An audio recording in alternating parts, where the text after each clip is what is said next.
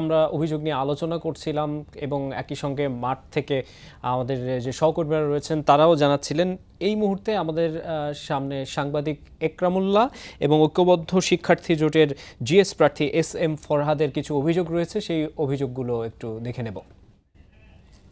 ক্যামেরার বিষয় এটা নির্বাচন কমিশনে যিনি আছেন উনি ভালো বলতে পারবেন, কিন্তু আমরা যেটা জানি একেবারে বুথের ভিতরে ক্যামেরা নিয়ে যাওয়া যাবে না। একেবারে ভিতরে আসতে চেয়েছে, আমরা সেটা বাধা দিয়েছি। কিছু কিছু বুথে দেখলাম যে আমরা বিশেষ করে মেয়েদের বুথে সেখানে একদম রাস্তার থেকে ভিতরে আর সেন্ট্রাল ক্যান্ডিডেটদেরকে পর্যবেক্ষণের জন্য যেতে দেওয়া হচ্ছে না। কিন্তু 19 সালে ডাকসুতেও যে নিয়ম যেটা বুথ সেখানে যাওয়া যাবে না এর আগ পর্যন্ত যেতে দেওয়া হয়েছে, কিন্তু এবার সেখানে যেতে দেওয়া হচ্ছে না। সেটা আমরা তো সেখানে লাইম জ্যামিং হচ্ছে না কাউকে প্রভাবিত করা হচ্ছে বা কি হচ্ছে, সেই বিষয়গুলো তো আমরা তদারকি করার জন্য আমরা যেতে পারি, কিন্তু যেতে দেওয়া হচ্ছে না।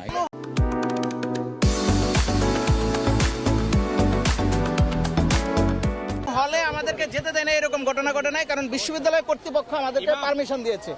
এটা কেন হচ্ছে আমরা ধরে নিয়েছি সামথিং রং, কোনো ঝামেলা আছে ভিতরে, তাহলে কেন আমাদেরকে ঢুকতে দিচ্ছে না? আমাদের দায়িত্ব। আমি আন্তর্জাতিক মানবাধিকার সাংবাদিক সংস্থার মহাসচিব, আমি মোহাম্মদ একরামুল্লাহ।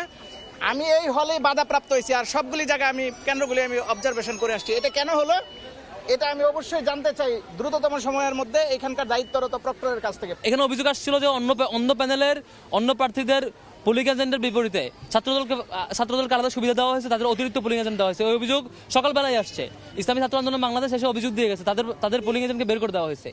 এই অভিযোগ আসার পরও মিডিয়াকে অ্যাক্সেস না দেওয়া, ইভেন ইন্ডিপেন্ডেন্ট অবজারভারকে অ্যাক্সেস না দেওয়া, ভিতরে কি হয়েছে তাহলে আমরা ধরে নিচ্ছি কোনো ধরনের অসঙ্গতি হতে পারে।